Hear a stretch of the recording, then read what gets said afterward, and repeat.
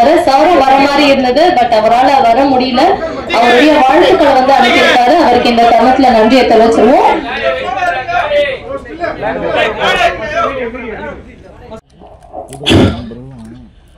என் நெஞ்சில் கூட இருக்கும் என் அன்பான நண்பா, வேற லெவல் நண்பா. தளபதி மிகப்பெரிய ஃபேன் எங்க டைரக்டர். அவருக்காக தான் இந்த ஒரு வார்த்தையை நான் சொல்லணும்னு ஆசைப்பட்டேன். அண்ணன் எல்லாருமே வந்திருக்கீங்க, ரொம்ப சந்தோஷம். என் பேர் வந்து ஆனந்த் பாண்டி. எல்லாரும் விஜய் டிவில ஜி தமிழ்ல பார்த்துருப்பீங்க. கலக்கப்போவது யாரு, பாவம் கணேசன் சீரியல், ராஜா ராணி, அப்புறம் டான்ஸ் ஜோடி டான்ஸும் ஆடி இருக்கேன். இதெல்லாம் எதுக்கு சொல்றேன்னா, ஒரு 4 கைத்தட்டல் கிடைக்கும் பண்ணியிருக்கோம் அப்படிங்கிறதுக்காக தான். அது மட்டும் இல்லாம பாத்தீங்கன்னா, நான் தாதா 87 சொல்லி ஒரு படத்துல சாருகாசன் சார் படத்திலேயே லீடு பண்ணியிருந்தேன். இப்போ அடுத்ததா வந்து யாதும் அறியான் படத்துல ஒரு முக்கியமான கதாபாத்திரம் பண்ணியிருக்கேன். ரொம்ப நன்றிண்ணே. ஒரே ஒரு ஃபோன் கால் தான். கால் வந்துச்சு, இந்த மாதிரி வந்து தலைவா பண்றீங்களா அப்படின்னு. அண்ணே என்னண்ணே இதெல்லாம் கேட்குறீங்க, நீங்க கூப்பிட்டா நாங்க வந்து பண்ணிடுவோண்ணே அப்படின்னு சொல்லிட்டு வந்து பண்ணனதுதான்.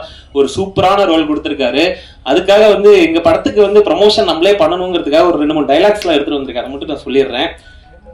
கரண்ட்டுக்கு தேவை ஒயரு, லாரி ஒண்ணுனா வேணும் டயரு, யாதும் அறியான் படம்னாவே ஃபயரு வர வருஷத்துல.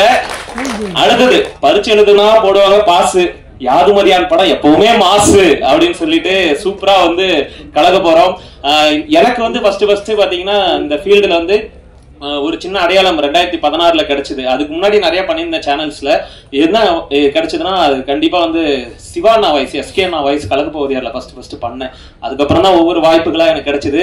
என் அண்ணா வந்து எனக்கு எப்பவுமே வந்து ரொம்ப பாசிட்டிவா இருப்பாங்க. அண்ணா வந்து எங்க படத்தை விஷ் பண்ணியிருந்தா எப்படி இருக்குங்கிறத நான் ஒரு 2 வரியில பேசி காமிக்கலாம்னு ஆசைப்படுறேன். பேசலாமாங்க? ஹாய், வந்திருக்கிற எல்லாருக்கும் வணக்கம். நான் உங்க சிவகார்த்திகேயன் பேசுறேன். ரொம்ப சந்தோஷமா இருக்கு இந்த மாதிரி யாதும் அறியான் படத்தை உங்க டீமை பார்க்கும்போது. நான் கூட பிரதர் உங்களை ரொம்ப சின்ன பையன் தான் நினைச்சிட்டு இருந்தேன். ஆனா ஒரு போஸ்டர்ல படத்தையே வேற லெவல்ல கொண்டு போயிட்டீங்களா? ஓப்பனா சொல்றேன், இந்த படம் வேற லெவல்ல வருங்க. அதுவும் ஆனந்தன் ஒரு பையன் வேற பண்ணிருக்காப்ல, அவரும் சூப்பரா பண்ணிருக்காரு. அண்ணா சொல்ற மாதிரி நீங்க பாருங்க, எல்லாருமே சப்போர்ட் பண்ணுங்க. ரொம்ப சந்தோஷமா இருக்கு பாருங்க. ஓகே, அண்ணா விஷ் பண்ணியிருந்தா நிறைய எனக்கு விஷ் பண்ணியிருக்காங்க. என் பொண்ணு கூட பேர் அவர் தான் வச்சாரு. இந்த படத்தையும் பார்த்துட்டு விஷ் பண்ணியிருக்காங்க. கண்டிப்பா வந்து அண்ணா இந்த படம் சூப்பரா வந்திருக்கு. நீங்க உங்களோட சப்போர்ட்லயும் தளபதியோட போஸ்டர் எல்லாருமே பார்த்துருப்பீங்க. அவ்வளவு கிரியேட்டிவா எங்க டைரக்டர் பண்ணாரு. அதுவும் நல்ல வைரல் ஆகி நல்லா சப்போர்ட் பண்ணிட்டு இருக்கீங்க. படமுமே சூப்பரா வந்திருக்கு. எல்லாருமே சப்போர்ட் பண்ணுங்க. ஃபர்ஸ்ட்லாம் வந்து இது எதுக்கு சொல்றேன்னா, இது நான் சொல்லி ஆகணும் எங்கேயா ஸ்டேஜ் கிடைச்சதுன்னா அப்படின்ட்டு இருந்தேன். ஃபர்ஸ்ட்ல வந்து நான் ஒரு கொஞ்சம் வருஷத்துக்கு முன்னாடி வந்து நாங்க பூந்தமல்லியில இருந்து சினிமா வாய்ப்பு தேடுறதுக்காக சாலிகிராமம் வரணும். அப்ப என் ஃப்ரெண்டு சொல்லுவான், மச்சான் நம்ம சாலிகிராமத்துல ரூம் எடுத்துடலாம், அப்பதான் ஆடிஷன் சீக்கிரமா வரும், ஏதாவது கூப்பிட்டாங்க டக்குன்னு போயிட்டு அட்டன் பண்ண முடியும் அப்படிம்பாங்க. இன்னைக்கெல்லாம் வந்து அது கிடையாது. இன்ஸ்டாகிராம்ல இருக்கியா அப்படின்னு தான் பாக்குறாங்க. கண்டிப்பா சாலிகிராமங்களுமே நிறைய பேர் இருக்காங்க, கூப்பிட்டு வாய்ப்பு கொடுங்க. இது வந்து ஒரு ரெக்வெஸ்டா கேட்கறேன். இன்னைக்குமே ரொம்ப கஷ்டப்பட்டுட்டு என் கண்ணு முன்னாடி பாத்துக்கிட்டே இருக்கோம். நாங்க ஒவ்வொரு நாளும் பாத்துக்கிட்டே இருக்கோம். கண்டிப்பா அவங்களுக்கும் கொடுங்க, இவங்களுக்கும் கொடுங்க, கஷ்டப்படுறவங்களுக்கு வாய்ப்பு கொடுங்க. அந்த ஒரு விதத்துல எனக்கு கொடுத்திருக்காரு ஒரு வாய்ப்பு. கண்டிப்பா நல்லா யூஸ் பண்ணிருக்கோம். எங்க டீம் எல்லாருமே யூஸ் பண்ணிருக்காங்க. வாய்ப்பு கொடுத்த ப்ரொடியூசர், டைரக்டர் சார், அப்புறம் கூட எல்லாரும் பிரிச்சு பார்க்க முடியல. ரொம்ப thanks. Thank you so much. Please support பண்ணுங்க. பத்திரிகையாளர்கள், ஊடக சங்கங்கள் எல்லாருமே சேர்ந்து சப்போர்ட் பண்ணுங்க. மக்கள் நீங்களும் வந்து தயவு செஞ்சு தியேட்டர்ல பார்த்து சப்போர்ட் பண்ணுங்க. Thank you so much. தேங்க்யூ. வணக்கம். This is my first movie. Director வந்து ஃபோனில் தான் படத்தோட டீம் சொன்னாங்க. என்னோட மேக்ஸிமம் கெப்பாசிட்டியில் ஃபர்ஸ்ட் டைம் எழுதியிருக்கேன். உங்களுக்கு பிடிக்கும் நான் நம்புறேன். தேங்க்யூ.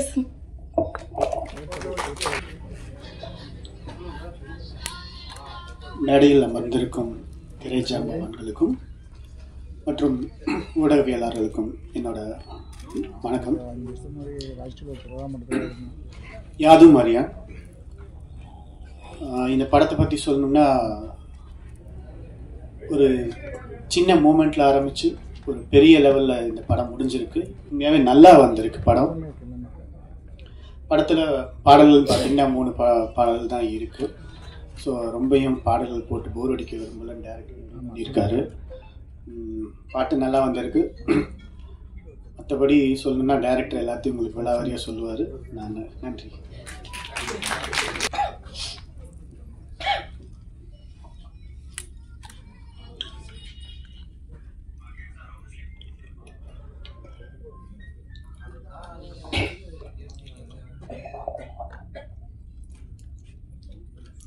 தினமலர் பற்றி நமக்குலாம் தெரியும். அங்கேருந்து ஒரு அம்பி வருவார்னு எதிர்பார்த்தேன். ரெமோ வருவார்னு கூட பார்க்கலாம். அந்நியனே வந்திருக்கிறார். தினமலர் குடும்பத்திலேருந்து ஒருத்தர் வந்து சைவ சாப்பாடு கொடுப்பாங்கன்னு எதிர்பார்த்தோம். ஆனால் இன்னைக்கு வந்து நான் அமாவாசையில் எங்கேயாவது வெளியில் சுற்றிக்கிறேன்னா வீட்டிலேருந்து ஃபோன் பண்ணுவாங்க, எங்கள் அம்மாவோ இல்லை மனைவியோ, அப்பாவுக்காக இன்னைக்கு ஒரு நாள் சைவம் சாப்பிடுங்க அப்படின்னு. அவங்க சொல்லும்போது மணி ஒரு 2:30-3 இருக்கும். சென்னையில் அந்த மாதிரி எங்கேயாவது சுற்றிட்டு இருந்தோம்னா உங்களுக்கே தெரியும், சத்தியமாக சைவ சாப்பாடு கிடைக்காது அந்த டயத்துக்கு. சைவம் வந்து இன்னைக்கு ரொம்ப ரேர் ஆயிடுச்சு. அசைவம் தான் வந்து ட்ரெண்ட் ஆயிடுச்சு. ஸோ அதனால அந்த தினமலர் குடும்பத்திலேருந்து அசைவமாக ஒரு படம் கொடுப்போம், கமர்ஷியலாக ஒரு ஹிட்டு கொடுப்போம் அப்படின்ற மாதிரி ஒரு திட்டமிட்டு ஒரு படம் நடிச்சிருக்காரு தினேஷ் சார். இன்னைக்கு உள்ள சூழ்நிலைக்கு புத்திசாலி பிள்ளை எப்படி பொழைச்சிக்கணுமோ அந்த மாதிரி ஒரு படம் கொடுத்துருக்காரு. அதுக்கு வாழ்த்துக்கள் தினேஷ் சாருக்கு. சோகமா பாக்குறாரு. நான் சொன்னதுல சந்தோஷமா வருத்தமானு தெரியல. நிச்சயமா வந்து நிச்சயமா அந்த படம் வெற்றி அடையும் போது நிச்சயமா ஒரு உச்சகட்ட மகிழ்ச்சியை வந்து அனுபவிப்பாரு. ரொம்ப அப்பாவியா பார்த்த ஒரு பிள்ளை எப்படி ஒரு டெரரா பண்ணியிருக்காரு அப்படிங்கும்போது எங்களுக்கே ரொம்ப ஆச்சரியமா இருந்தது. அவரு அப்பப்ப அந்த விஷயங்கள்லாம் அனுப்பும்போது நான் பெருசா ஒன்றும் கமெண்ட் சொல்ல மாட்டேன். நிச்சயமா அந்த நிகழ்ச்சியில பேசுவோம் அப்படின்றதுனாலதான் நான் எதுவுமே சொல்லாம இருந்தேன். நம்ம நேரில் சில மனிதர்களை பார்ப்போம், ஆனா திரையில அந்த மனிதர்களை பார்க்கும்போது அவங்க வேற மாதிரி பிரம்மாண்டமான விஸ்வரூப தரிசனம் இருக்கும். விஜய் சாரை பத்திலாம் எல்லாரும் சொன்னாங்க. அவரோட 4 படங்கள் நடிக்கும்போது நேரில் பார்க்கும்போது இந்த அப்பாவி பிள்ளையா இப்படி திரையில வந்து இப்படி விளையாடுது, பூந்து விளையாடுது, வீடு கட்டி விளையாடுது அப்படின்ற மாதிரி இருக்கும். விஜய் சாரோட நெருங்கி படம் அவங்க எல்லாருக்குமே தெரியும். ரொம்ப சாஃப்டா பேசுவார், ரொம்ப யதார்த்தமா ரொம்ப இதா பேசுவார். வணக்கம்னு சொன்னா கூட அந்த எல்லா எழுத்தையும் சேர்த்து வச்சு தர மாட்டாரு, அப்படி மென்மையா தான் பேசுவார். ஆனால் அவர் டைலாக் பேசும்போது ஆகட்டும், அவரோட ஆக்ஷன் சீக்வன்ஸ் ஆகட்டும், அது ஒரு மாதிரி வேற லெவலில் இருந்து இன்னைக்கு வந்து ஒரு பெரிய உச்சத்தில் இருக்கக்கூடிய ஒரு சூழ்நிலையா இருக்காரு. அந்த வரிசையில் சினிமாவில் வந்து ரொம்ப நம்ம நேரில் சாஃப்டா பார்க்கக்கூடிய எல்லாருமே வந்து திரையில வந்து அவங்களோட பர்ஃபார்மன்ஸ் வந்து நமக்கு ஒரு விஸ்வரூப தரிசனம் கொடுத்துருக்காங்க. அந்த வரிசையில தினேஷும் வந்து வரணும் அப்படின்னு என்னுடைய வாழ்த்துக்களை தெரிவிச்சுக்கிறேன். ரொம்ப ரொம்ப மகிழ்ச்சியா இருக்கு. ரொம்ப அவருடைய நட்புக்காக நிறைய பேர் இப்போ கூட பேரரசர் சொன்னாங்க, நான் எனக்கு வர முடியல, முக்கியமான வேலை இருந்தது. கணக்கு மாஸ்டர் கேட்டாங்க, அவங்கள்ட்ட கேட்டாங்க. கேட்கும்போது எப்படி வந்து வர்றீங்க அப்படின்னு பக்கத்தில் கேட்டுட்டு இருக்கும்போது அவங்க சொன்னாங்க, பேரரசர் இல்லை தினமலர் அப்படின்னு சொல்லி சொன்னாங்க, அதனால நான் வேற வேலையெல்லாம் விட்டுட்டு நான் வந்துட்டேன் அப்படின்ற மாதிரி. அந்த மாதிரி வந்து முக்கியமா வந்து நான் திரும்ப அவரையே பத்தி பேசுறேன் அப்படின்னு தப்பா நினைச்சுக்க வேண்டாம். ஏன்னா வந்து கோபியை பத்தி ரொம்ப முக்கியமா பேசி ஆகணும், டேரக்டர் கோபியை பத்தி பேசி ஆகணும். அதுக்கு முன்னாடி இவரை பத்தி சொல்லணும்னா வந்து ரொம்ப இந்த படத்துக்காக ரொம்ப அவரு எல்லாத்தையும் ஃபோன் பண்ணி அதெல்லாம் அனுப்பிச்சு இதெல்லாம் வந்து நண்பர்கள் வந்து எல்லாத்துக்கும் சொல்லுங்க, ஷேர் பண்ணுங்க அப்படின்ற மாதிரி விஷயம் இருந்தது. எனக்கு அப்படி சொல்லும்போது இதுக்கான தேவையே இல்லை, அவருக்கு செய்ய வேண்டிய கடமை எங்களுக்கு இருக்கு. ஒவ்வொரு நடிகனாகட்டும், ஒவ்வொரு இயக்குனராகட்டும், ஒவ்வொரு தொழில்நுட்ப கலைஞர்களாகட்டும், அந்த பத்திரிகையில இன்னைக்கு எவ்வளவுதான் என்னமா வந்தாலுமே கூட அந்த பத்திரிகையில ஒரு பேர் வர்றதன் மூலமா ஒரு பெரிய டைரக்டருக்கு ஞாபகம் வருங்க. ஒரு படத்துல நம்ம நடிக்கிற கூப்பிட்டுருப்பாங்க, அந்த பத்திரிகையில உங்களோட பேர் பார்த்தாங்க, அது வேற ஒரு பெரிய படமா இருக்கும், பெரிய செய்தியா இருக்கும். அதுல வந்து அந்த நடிகர்கள் லிஸ்ட்ல ஒரு சின்னதா நம்மளுடைய பேர் வந்திருக்கும், இல்ல தொழில்நுட்ப கலைஞர்கள் லிஸ்ட்ல நம்மளுடைய பேர் வந்திருக்கும் பாருங்க. அது பார்த்துட்டு ஒரு நிச்சயமா வந்து ஒரு மணிரத்னத்துக்கோ சங்கருக்கோ கூட நினைவுக்கு வர அளவுக்கு பத்திரிகைகளுடைய ஆளுமை வந்து இருந்துச்சு. இன்னைக்குமே கூட இன்னைக்கு வந்து படப்பிடிப்புக்கெல்லாம் போனவங்களாம் அங்கெல்லாம் சவுத்லாம் போனோம்னா எல்லாமே தினமலர் தான், சவுத்லாம் முழுக்க ஆக்கிரமிப்பு தினமலர் தான் இருக்குது. எவ்வளவு டிஜிட்டல் மீடியா வந்தாலுமே கூட இன்னைக்கு பத்திரிகை இருந்துகிட்டு தான் இருக்குது, உயிரோட இருந்துட்டு தான் இருக்கு. அது காரணங்கள் வேற. கையில வச்சுட்டு அப்படியே என்னதான் நம்ம ஸ்க்ரோல் பண்ணி பார்த்தாலுமே கூட அந்த கையில வச்சுட்டு உயிரோட்டமா அப்படி பார்க்கக்கூடிய பத்திரிகை வந்து இன்னமும் அது வந்து இவ்வளவு போட்டி உலகத்துல கூட இருந்துகிட்டு தான் இருக்கு.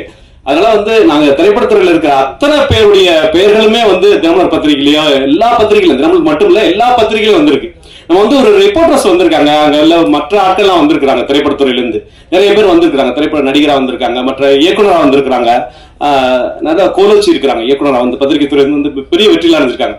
ஆனா பத்திரிகை துறை வந்து திரைப்படத்துக்கு வந்து கோலோச்சி இருக்கிறாங்க.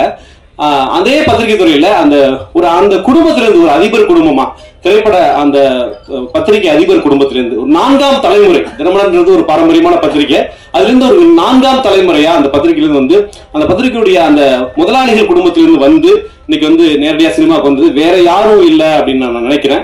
அந்த வகையில தினேஷ் சார் வந்து அவர் வந்து நிச்சயமா வந்து பல பேருடைய வளர்ச்சிக்கு, பல பேருடைய வாழ்க்கைக்கு, பல பேருடைய உயரத்துக்கு, பல பேர் வந்து ஒரு வாழ்வாதாரத்துக்கு அது வந்து அந்த பத்திரிகை எல்லாம் ஒரு காரணமா இருந்திருக்கு. அதனால அந்த பத்திரிகை குடும்பத்திலேயே வந்த அந்த தினேஷ் அவர்கள் நிச்சயமா இந்த படத்தின் மூலமா திரைப்படத்துறையில கால் ஊன்றணும், பெரிய வெற்றி அடையணும் அப்படின்னு நான் வாழ்த்துக்கிறேன்.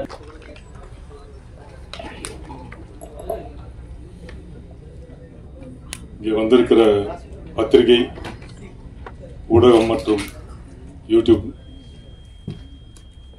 பத்திரிகையாளர்கள் அனைவருக்குமே என்னுடைய மனமார்ந்த மாலை வணக்கத்தை தெரிவிச்சுக்கிறேன். நான் நடிக்காத ஒரு படத்துக்கு வந்து பேசுறேன்னா இது 2வது தடவையோ 3வது தடவையோ நினைக்கிறேன்.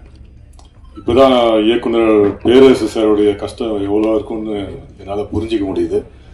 தினமும் அவர் வந்து யார் பழகினவங்க பழகாதவங்க யார் கூப்பிட்டாலும் அந்த படத்துக்கு ஆடியோ லான்ச்சுக்கு வந்து அதை என்கரேஜ் பண்ற ஒரு நல்ல ஒரு இதயம் அவர். உண்மையிலேயே அவரை பாராட்டியே தீரணும். ஸோ நான் இந்த படத்தில் நடிக்கலைனாலும் இதில் ஒர்க் பண்ணுற விஜய் ஆனந்த் அவர்களுடைய அழைப்பின் பேரில் இங்கே வந்திருக்கேன். அவருக்கு என்னுடைய நன்றியை தெரிவிச்சுக்கிறேன். இந்த படத்தோட ஹீரோ தினேஷ் சார் ஒரு பாரம்பரியமான ஒரு குடும்பத்திலேருந்து வந்திருக்காரு. பட் அற்புதமான ஒரு நடிப்பை வெளிப்படுத்திருக்காருன்னு தான் சொல்லணும். படம் அப்படின்னு தெரியல, அந்த அளவுக்கு ஒரு யதார்த்தமான ஒரு நடிப்பை, ஒரு அற்புதமான ஒரு நடிப்பை கொடுத்துருக்காரு. அவருக்கு என்னுடைய மனமார்ந்த வாழ்த்துக்களை தெரிவிச்சுக்கிறேன். தமிழ் சினிமாவில் ஹீரோக்கள் பஞ்சம் அதிகமாயிட்டே இருக்கு சார்.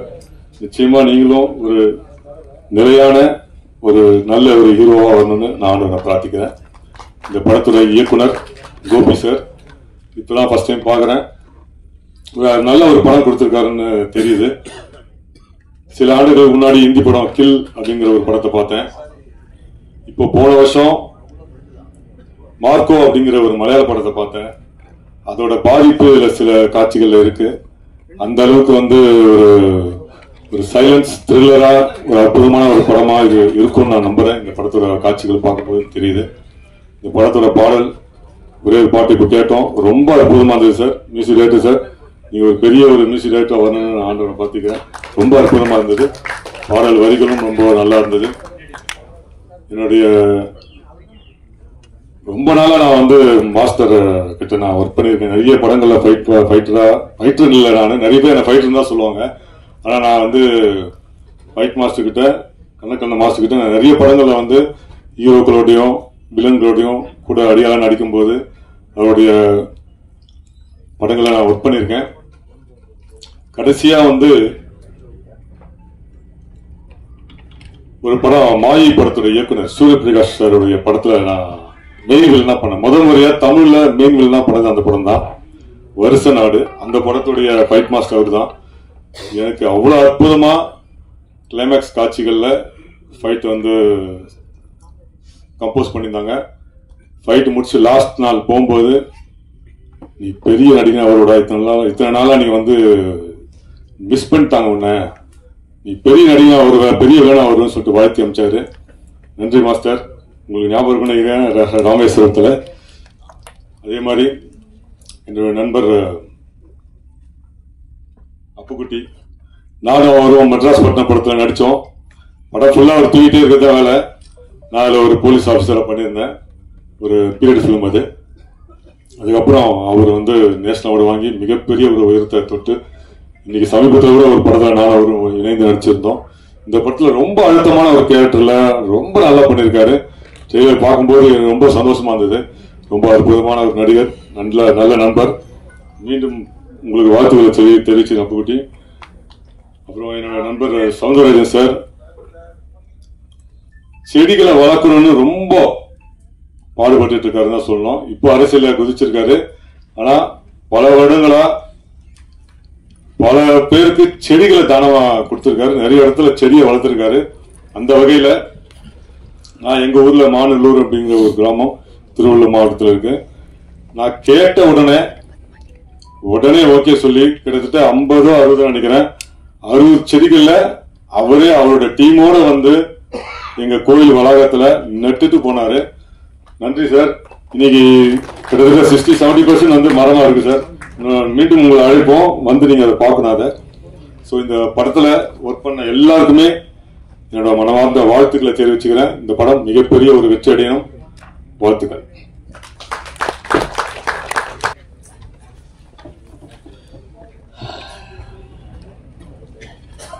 அப்படிலாம் சொல்லவே இல்லைங்க. இல்லை ஒரு படத்துக்கு ப்ரமோஷனுக்கு ஏன் வரலன்னு அனைத்து பத்திரிகை நண்பர்களுக்கும் இந்த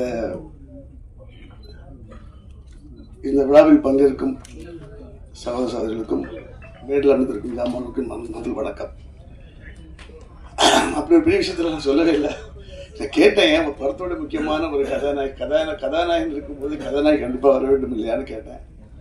அவங்க ரொம்ப நிறைய படங்கள் பண்ணி பிஸியாக இருக்காங்களா தெரியாது, பேர் தெரியல, அதனால தான் கேட்டேன். தப்பா தெரியாது, பேர் தெரியாமல் ஆடியோ பக்ஷன் வந்திருக்காரு. இல்லை கதாநாயகன் சொன்னார், இல்லை அவங்க எதுவும் பிஸியாக இருக்காங்க. சரி, பிஸியாக இருக்க நல்ல விஷயம்தான். சரி, இருந்தாலும் ஒரு படத்தை மதிக்க வேண்டும். அது யாராக இருந்தாலும், நாங்கள் இந்த படத்தில் பணிபுரியவில்லை என்றாலும் இந்த திரைப்பட ட்ரெய்லரை நான் ஒரு 2 days முன்னாடி பார்த்து இது ஒரு அருமையான ஒரு இது. அதாவது நான் ஏன் சொல்ல வேண்டும், நாங்களே சொல்ல வேண்டும் என்றால் ஒரு படத்தின் முன்னோட்டம் தான் அந்த படத்துடைய கதையை நிர்ணயிக்கும், அந்த படத்துடைய குவாலிட்டியை சொல்லும். அந்த விஷயத்தில் இது முதல் குவாலிட்டியில் இருப்பதை பற்றி பெருமை அடைகிறேன். ஏன்னா நாங்களும் எத்தனையோ படங்கள் எத்தனையோ ட்ரெய்லர்ஸ் நாங்களும் கட் பண்ணுறோம், எத்தனையோ வெளியே விடுறோம். இருந்தாலும் அந்த படத்தில் ஒரு அருமையான ஒரு முன்னோட்டம், அதுவும் அந்த எழுத்து இயக்கும் கோபி அவருடைய முயற்சி மிகப்பெரிய வெற்றி அடையும் கண்டிப்பாக. ஏன்னா அந்த படத்தில் ஒரு கான்செப்டாகவே நல்லா இருக்குது. 26 ஒரு விஷயம் சொல்லியிருந்தாரு, அது ஒரு நம்பிக்கை, அது நல்ல விஷயம் தான். ஒவ்வொருத்தருக்கும் ஒரு நம்பிக்கை இருக்கும்ல, நம்ம இளவரசருக்கு ஒரு நம்பிக்கை இருக்கும். என்ன சார் பேரு சார் ஒரு நம்பிக்கை இருக்கு. ஒவ்வொருத்தருக்கும் ஒரு நம்பிக்கை இல்லை.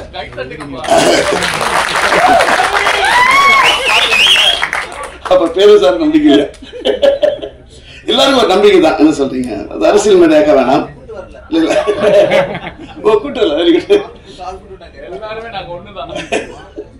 அரசியல் மேடையாக்க வேண்டாம். இது அவர் நான் ட்ரெய்லர் பார்த்த உடனே எனக்கு முதல்ல அந்த டக்குனு போகும்போது தெரியல. அதுக்கப்புறம் நான் மொபைல் எல்லாம் பார்த்தேன் 3 days முன்னாடி.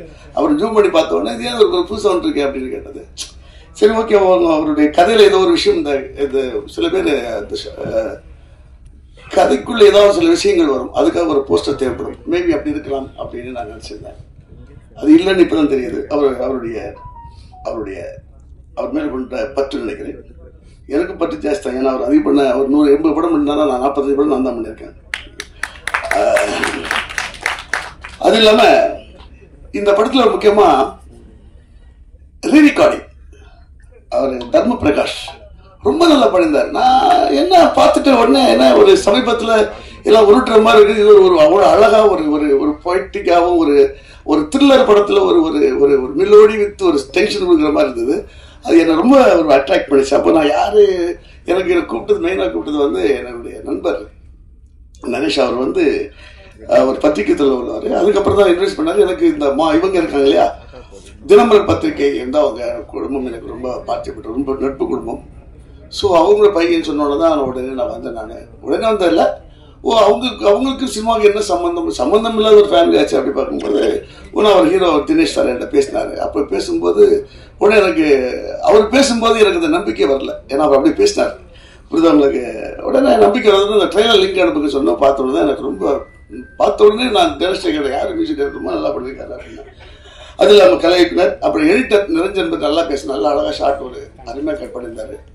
ஒரு ட்ரெய்லரை வந்து எப்படி கட் பண்ண வேண்டும் என்ற ஒரு யுக்தியை வந்து கரெக்டாக பண்ணியிருந்தார். ஏன்னா அவரோட முதல் படம்னு நினைக்கிறேன்.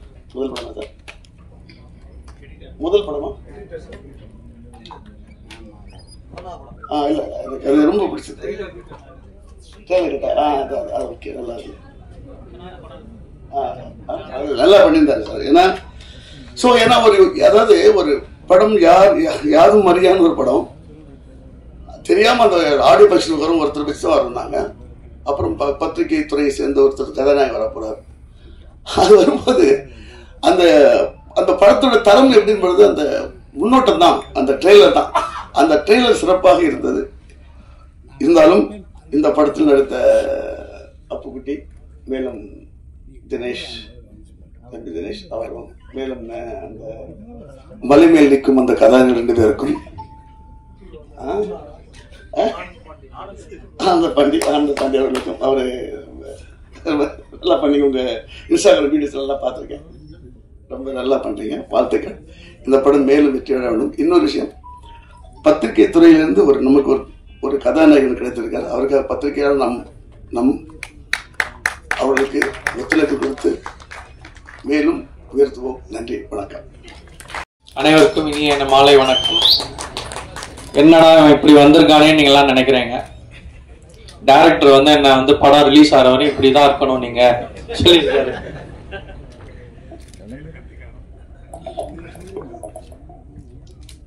நான் இந்த ஒரு நிமிஷத்துக்காக தான் நான் இவ்வளவு வருஷமா நான் ஆசைப்பட்டு இருந்தேன். அது எனக்கு இப்போ நடந்திருக்கிறது ரொம்ப சந்தோஷமா இருக்கு. நானும் உங்களை மாதிரி ஒரு மீடியா ஃபேமிலில இருந்து வந்திருக்கேன். நீங்களும் எனக்கு சப்போர்ட் பண்ணி என் படத்தை ஒரு நல்ல படமா மக்கள்கிட்ட கொண்டு சேர்க்கணும்.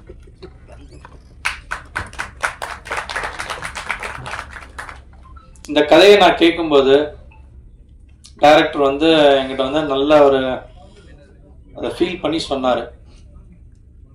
ஸோ அதுலேயே நான் இந்த படத்தை பண்றேன் சொல்லி நான் ஒத்துக்கிட்டேன். அப்புறம் நடுவில் இந்த விஜய் மாதிரி சொன்னாரு, அது வேணுமா அப்படின்னு கேட்டேன். இல்லை சார், நம்ம படத்துக்கு நான் ஏற்கனவே பண்ணினது, நான் இதுக்காண்டி நான் ஸ்பெஷலாலாம் பண்ணல சொன்னார். சரி, ஓகே, இருக்கட்டும் அப்படி சொல்லி நாங்களும் தைரியமாக பண்ணி முடிச்சிட்டோம். நான் உங்கள் வீட்டு பிள்ளை, நீங்கள் தான் என்னை ஒவ்வொரு படியாக என்னை மேலே ஏற்றி விட்டு உச்சத்துக்கு கொண்டு போகலைனாலும் ஓரளவு மக்களுக்கு தெரிகிற ஒரு நடிகராக என்னை நீங்கள் கொண்டு போய் நிறுத்தணும். நாங்கள் எல்லாரும் ஒரு சின்ன ஒரு பட்டிங் டீம் தான். எங்கள் கூட ஒர்க் பண்ண எல்லாருமே ஒரு 2 படம் 3 படம் பண்ணவங்க தான். யாருமே 10 படம் 50 படம் பண்ணவங்க கிடையாது. ஸோ இதில் எல்லாருமே இரவு பகல் பார்க்காம எங்கள் கூட நல்லபடியாக உழைச்சி கொடுத்துருக்காங்க. எல்லாருக்கும் யாதும் மரியான் சார்பாக எங்களோட நன்றிகள். பத்திரிகையாளருக்கும் நீங்களும் மக்கள்கிட்ட நல்லபடியாக கொண்டு போய் சேர்ப்பீங்க. தேங்க்யூ. இந்த மேடையில் அமர்ந்திருக்கும் பெரியவர்களுக்கும் எனது அன்பான வணக்கம். நீங்கள்லாம் வந்தது எனக்கு ஒரு பூஸ்ட் கிடைச்ச மாதிரி. தேங்க்யூ. பத்திரிகை நண்பர்கள் அனைவருக்கும் வணக்கம். சந்தோஷம். டைம் கம்மியாக இருக்குது. மேடையில் இருக்கும் அனைவருக்கும் வாழ்த்து சொன்ன வந்த அனைவருக்கும் என்னுடைய நன்றியை தெரிவிச்சுக்கிறேன். இந்த கதையில் ஒரு நல்ல கதாபாத்திரம் கொடுத்த கோபி சாருக்கு என்னுடைய நன்றி. சொன்ன மாதிரி இந்த கதை எப்படி சொல்லும்போதே என்ன சொல்லும்போது, இல்லை சார் ஒரு த்ரில்லர் படம் அவ்வளோதான் சொன்னார். அப்புறம் ஸ்பாட்டுக்கு போனால் ஒவ்வொரு சீனாக கேட்குறேன், சீனை ஃபுல்லாக சொல்லவே மாட்டேங்கிறேன். சார் சீனை சொல்லிட்டு படம் எடுங்கன்னா, என்ன சார் சீனை சொல்லவே மாட்டேங்கிறீங்க? இல்லை சார் சொன்னால் சஸ்பென்ஸ் போயிடும் அப்படிங்கிறார். எனக்கு அதனால் சீனு சொல்லாமலே என்ன நடிக்க வச்சப்பல. இவர் ஹீரோ யாருங்க அப்படின்னு கேட்டால் போய் நின்று கண்ணாடி போட்டு பாகியராஜ் சார் மாதிரி நினைக்கிறாரு. இன்னைக்கு பாகியராஜா யாராவது ஏற்றுவாங்களா நம்ம தெரியலையே, எப்படி நடிக்கிறாரு அப்படின்னு பார்த்தா தலைவன் ஏதோ சாதாரணமாக இந்த நடிக்க வராது போல இருந்தா நினச்சேன். ஆனால் பட்டை கிளப்பிட்டாப்புல தினேஷ் சார். நான் எதிர்பார்க்கவே இல்லை. அதுக்கப்புறம் தான் எனக்கு தெரியும் தினமலரில் பத்திரிகை ஓனர் அப்படின்ட்டு. என்னப்பா நமக்கு இவர்கிட்ட பயிற்சி கூட கொஞ்சம் பயந்து இருந்திருக்கலாம் அப்படின்னு பார்த்தா அவர் என்ன பார்த்து பயப்படுறாரு. ஐயோ என்னடா இது, நான் சார் நீங்கள் எப்படி நல்லா நடிக்கிறேன்னா இப்படி கெஞ்சி கேட்குறாரு. சூப்பரா சார், பரவாயில்லையே சார், நல்லா பண்ணேன். இன்னும் இவர் நம்மகிட்ட போய் கெஞ்சிக்கிட்டு இருக்காரு. நம்ம இவர் ஏதாவது நியூஸ் போட வைக்கலாம், யூஸ் பண்ணிக்கலான்னு பார்த்தா இவர் நான் நல்லா நடிக்கிறேன், நான் டெய்லி இதே வேலையாக போச்சு, நம்ம பதில் சொல்கிறதே வேலையாக போச்சு. அதுதான் ஆனந்த் பாண்டி தம்பி, அவனும் இதே தான். அண்ணா பரவாயில்லையா தம்பி, வந்துடுவேண்ணா. வந்துடுவேடா, எங்கடா இது சினிமாக்குள்ளே தானே இருக்குது, வேற எங்கேயா போயிருக்கேன். நான் சாலிகிராமத்தை சுற்றும் போது கண்டிப்பாக வந்துட்டாங்க, அவர் வழியே கிடையாது, வந்துடுவேடா அப்படின்னு. அதுமாதிரி அந்த பொண்ணுங்க அவங்க ட்ரெஸ்ஸை பார்க்குறதே வேலை. இவங்க அங்கேயே பார்த்துட்டு இருக்காங்க மைக்கை வச்சுருக்கு. இல்லைடா நம்ம எல்லாருமே தான் அப்படி. ஏன்னா என்ன சொல்லலாம் தப்பு வேண்டாங்க. இந்த பிள்ளைங்க ட்ரெஸ்ஸு கவர்ச்சியாக கொஞ்சம் பண்ணிட்டு வருமா, சரி நம்ம கண்ணு அந்த பக்கம் அப்படியே திருப்பிக்கிட்டு அப்படியே வயசுக்கு மரியாதை திருப்பிக்குவோம் அப்படின்னு பார்த்தா டக்குனு அண்ணன் அடி அண்ணன் வேற சொல்லிட்டு இருந்த பாப்பா இப்படி. ஆனால் எல்லாருமே நட்பா ஜாலியாக சந்தோஷமா ஒர்க் பண்ணோம். அது மாதிரி இணை தயாரிப்பாளர் தம்பி பேர் என்ன சித்தி, சொல்லாம விட்டாலும் அவ்வளோதான், அடுத்த படத்துல என்ன வச்சு செஞ்சிருவான். அந்த அளவுக்கு ஒரு கவனிப்பு. இது ட்ரிப்பு போன மாதிரி தான் இருந்தது. அந்த காட்டேஜ்ல நாங்கள் ட்ரிப்புக்கு தங்கி இருந்த மாதிரி இருந்தது. நான் நிறைய பேசலான்னு பார்த்தேன், டைம் இல்லாமல் போச்சு, என்ன பண்றதுன்னு தெரியல. சார் மன்னிச்சிங்க, படம் ரொம்ப நல்லா வந்திருக்கு, சந்தோஷம். நானும் இந்த படத்துல ட்ரெய்லர் இதெல்லாம் பார்த்துட்டு என்னடா விஜயா புகுந்துட்டு இருக்காங்க, நம்மளும் எதுவும் சொல்லாம இருக்காங்களே, படத்தில் நம்ம நடிச்சிருக்கோம், விஜய் சார் தான். பின்ன லாஸ்ட்ல வந்து பார்க்கவே இல்லை, லாஸ்ட்ல வரும்னு தெரியாது. அதுக்கப்புறம் தான் நியூஸை வருது நாளைய முதல்வர் அப்படின்ட்டு. எனக்கும் கொஞ்சம் ஷாக்காக தான் இருந்தது. எப்படின்னு தெரியல, பார்ப்போம். தெரியல, அது நம்ம கையில் இல்லை, மக்கள் கையில் இருக்கு. அது அவங்கவுங்க நேரத்தை பொறுத்து இருக்கு. சந்தோஷம். இந்த படத்துல நான் ஒரு முக்கியமான நல்ல கதாபாத்திரம் பண்ணியிருக்கேன். கண்டிப்பா உங்க எல்லாத்தையும் கொஞ்சம் லைட்டா பயமுத்துற கேரக்டர் தான். நீங்க பார்த்துட்டு சொல்லுங்க. பத்திரிகை நண்பர்கள் எல்லாரும் சப்போர்ட் பண்ணுங்க. நன்றி, தேங்க்யூ. டைம் இல்லாத காலத்தில் சீக்கிரம் முடிச்சிட்டேன். தேங்க்யூ. பத்திரிகை மீடியா உறவுகளுக்கும் என்னுடைய சிறப்பு வணக்கம்.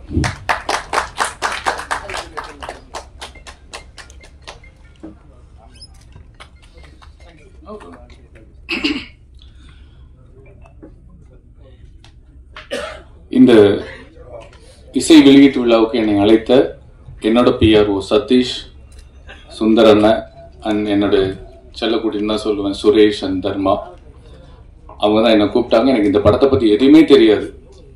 அதுக்கப்புறம் இந்த படத்தோட ஹீரோ வந்து எனக்கு கால் பண்ணாரு. அவரை எனக்கு வந்து ஒரு வருஷத்துக்கு முன்னாடி ஒரு இந்த மனநிலை பாதிக்கப்பட்டவங்க, உடல்நிலை பாதிக்கப்பட்டவங்களுடைய ஒரு நிகழ்வில் நான் வாலண்டியராக ஒர்க் பண்ணிட்டு இருந்தேன். அவரும் ஒரு வாலண்டியராக வந்திருந்தார். 2 நாள் 3 நாள் அங்கே தங்கி அவங்களுக்கு நாங்கள் வந்து அவங்கள ஹாப்பியாக வச்சுப்போம், அவங்களுடைய திறமைகளை வந்து வெளிக்கொண்டு வரதுக்கு ஒரு காம்படிஷன் மாதிரி வச்சு இதெல்லாம் பண்ணும்போது அங்கே பழக்கமானோம். தினேஷ் இன்னைக்கு ஒரு மிரட்டலான ஒரு ஹீரோவாக பார்க்குறேன், சந்தோஷமாக இருக்கு. அண்ணன் சொன்ன மாதிரி, பேரரசன் சொன்ன மாதிரி அந்த பெட்ரூம் சீன் சூப்பருங்க. இல்லை உண்மையிலேயே அதான் எல்லாருக்குமே அது எல்லாரும் கடந்து வந்திருப்பாங்க, காதல் செய்தவர்கள் கடந்து வந்திருக்கணும் அது இல்லையா? அது மாதிரி அது ரொம்ப நல்லா பண்ணி கல்யாணத்தை பண்ணிட்டு எப்படி தயங்குவாங்க மாஸ்டர். ஓகே, அதனால ரொம்ப ரொம்ப நல்லா பண்ணியிருந்தீங்க. மியூசிக்கை பத்தி பேசணும்னு மாஸ்டர் பேசிட்டாரு, ஹீரோ பத்தி பேசணும்னு நினைச்சேன், டைரக்டர் பேரஸ் சார் பேசிட்டாரு, கேமராமேனை பத்தி பேசணும்னு நினைச்சேன், இன்னொருத்தர் பேசிட்டாரு. எல்லாரும் பேசணும்னு நினைச்சது, நான் பேசணும்னு நினைச்சது அவங்க பேசினதுனால அதை எல்லாத்தையுமே நான் வழிமொழிகிறேன்.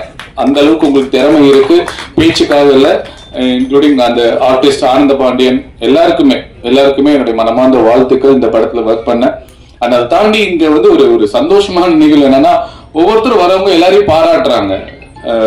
கணேஷ் சாரா இருக்கட்டும், கசாலி சாரா இருக்கட்டும், மாஸ்டரா இருக்கட்டும், சம்பத்தண்ணனா இருக்கட்டும், சுபாஷ் அண்ணன், எல்லாருமே. சுபாஷ் அண்ணன் வந்து நான் ஒரு போராட்ட காலத்துல தான் முதல்ல சந்திக்கிறேன். இவர் பத்திரிகை நிருபரா தெரியும். ஒரு போராட்ட காலத்துல நானு அண்ணன் டிராபிக் ராமசாமி என்னென்ன நாங்க எல்லாமே சேர்ந்து ஒரு போராட்டத்துல போலீஸ் எதிர்த்து பயங்கரமா கோஷம் போட்டுட்டு இருக்கோம்.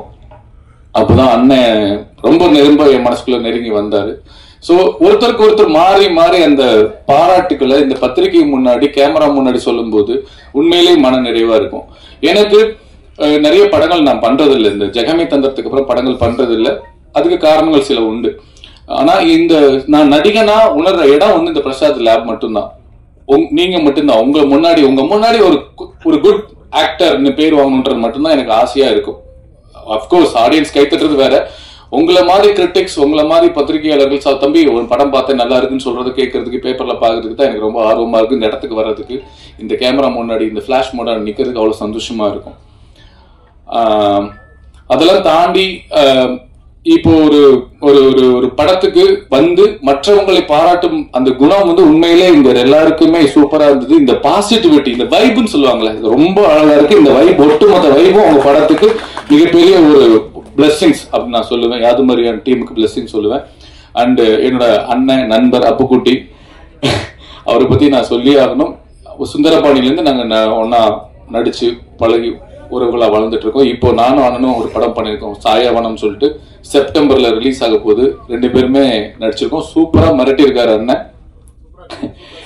அதான் அதனால அண்ணன் வந்து எவ்வளவோ கஷ்டம் இருந்தா கூட நிறைய புதுமுக இயக்குநர்களுக்கும் புதுமுக நடிகர்களுக்கும் ஒரு பெரிய பிரிட்ஜா இருந்து, ஒரு பாலமா இருந்து அவர் நிறைய படங்கள் நடிச்சு கொடுத்திருக்காரு. உண்மையிலே ஹேட்ஸ் ஆஃப் டு யூ அண்ணன்.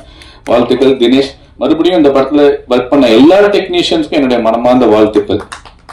அண்ட் இதை நான் ஒரு விஷயம் தான் பேசிட்டு போகணும்னு நினைச்சேன். ஆனா மாஸ்டரும் இன்னொருத்தரும் யாரோ பேசினவங்க அரசியலை பத்தி பேசுனதுனால நான் ஒரு விஷயம் பேசுறேன். விஜய் அண்ணா, எகைன் இந்த படம் எப்படி எனக்கு தெரிய வந்துச்சு அப்படின்னா, இதுக்கப்புறம் நான் தேடி பார்க்கும்போது இந்த போஸ்டர் தான் பார்த்தேன். இந்த மாதிரி இலவசமே இருக்கக்கூடாது, தமிழக முதல்வர் ஆணை அப்படின்னு சொல்லி போட்டு எனக்கு பயங்கரமா, அதாவது விஜய் சொல்லி போட்டிருந்தார் அந்த நியூஸ். கட்டிங் வந்து எனக்கு சரியா இப்ப ஞாபகம் இல்ல, பதட்டத்துல. இலவசம் இருக்கக்கூடாது, தலைவர் விஜய், தமிழக முதல்வர் விஜய் அப்படின்னு போட்டிருந்தது. வாவ், நான் பார்த்தேன், வாவ் சூப்பர் அப்படின்ட்டு நான் உடனே ட்வீட் பண்ண போனேன். அப்புறம் பார்த்தேன் என்னடா அப்படின்னு கீழே பார்த்தா தமிழக முதல் ஒருவேளை கீழே வந்து 26 போட்டு இருந்துச்சு. ஆஹா, இது என்ன ஏதோ தப்பா இருக்கு, நம்ம ட்வீட் பண்ணக்கூடாதுன்னு சொல்லிட்டு பின் வாங்கிட்டேன். அப்புறம் அதுதான் விஷயம், இந்த படத்தை உலகம் முழுக்க கொண்டு போய் சேர்ந்தது. ஏன்னா தளபதி விஜய் என்பது வெறும் பெயர் அல்ல, 1 கோடி தமிழ்நாட்டில் இருக்கக்கூடிய 1 கோடி மக்களின் உயிர். அதுல நானும் ஒருத்தன். நான் மிகைப்படுத்தி பேசல, நான் 50 படங்கள் நடிச்சிட்டேன், தமிழ், மலையாளம், தெலுங்கு 3ல. ஆனா எனக்கு சௌந்தரராஜா இப்படி ஒரு நல்ல நடிகன், நல்ல மனுஷன் அப்படின்னு சொன்னது விஜய் அண்ணா பேசினதுக்கு அப்புறம் தான் எனக்கு இவ்வளவு பெரிய வெளிச்சம் கிடைச்சது.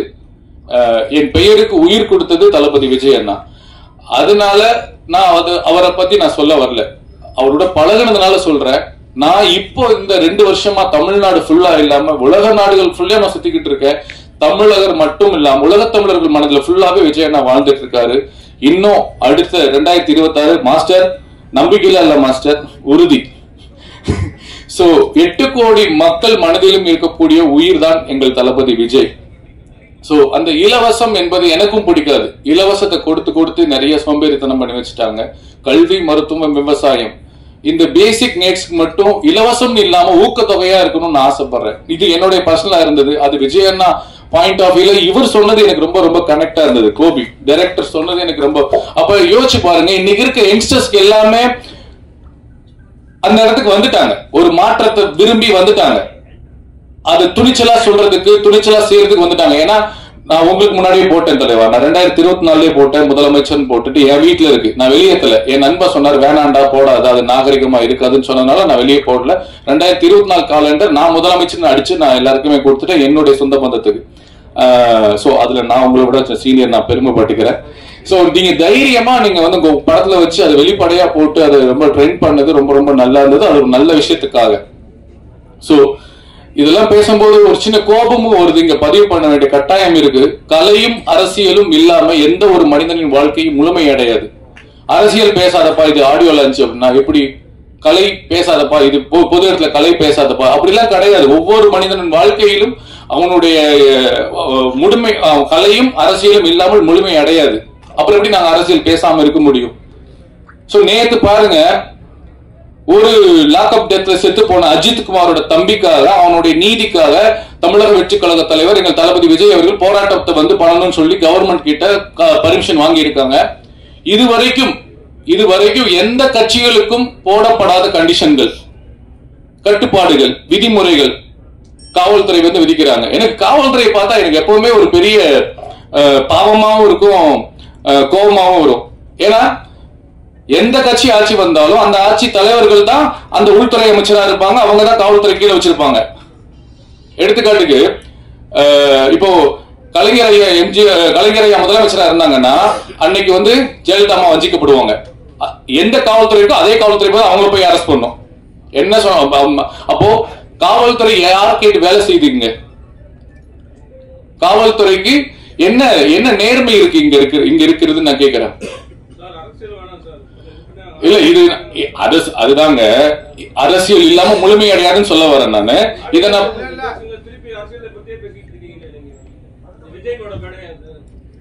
ஓகே, இருந்தாலும் நீங்க எவ்வளவு இந்த மாதிரி அடக்குமுறைகளை கொடுத்தாலும் எங்களை தமிழக வெற்றி கழகத்தையும் தமிழக வெற்றி கழக தலைவர் விஜய் அவர்களையும் எங்களுடைய தோழர்களையும் நீங்க அடக்கினாலும் மீண்டும் மீண்டும் எழுவோம். நாங்கள் மக்களுக்காக மண்ணுக்காக உழைக்க வருவோம் என்பதை கூறி ஒரே ஒரு விஷயத்தை சொல்லுகிறேன். போராட்டம் பண்ணி மக்களுக்காக மண்ணுக்காக கம்யூனிஸ்ட் கட்சியும் சரி, இல்ல விடுதலை சிறுத்தைகள் கட்சிகள், நீங்க எல்லாருமே நல்லா தெரிஞ்சுக்கோங்க, நீங்களும் எங்களோடு சேர்ந்து கைகோர்த்து வந்தால் ஒரு மிகப்பெரிய நல்ல மாற்றத்தை, தமிழ்நாட்டுக்கான மாற்றத்தை எங்கள் தலைவர் தமிழக வெற்றி கழக தலைவர் தளபதி விஜய் கொடுப்பார் என்று கேட்டுக்கொண்டு தாழ்மையாக கேட்டுக்கொண்டு வாய்ப்புக்கு நன்றி கூடி விடைபெறுகிறேன். நல்லதையும் நினைப்போம், நல்லதையும் விதைப்போம், நல்லதே நடக்கும். நன்றி, வணக்கம்.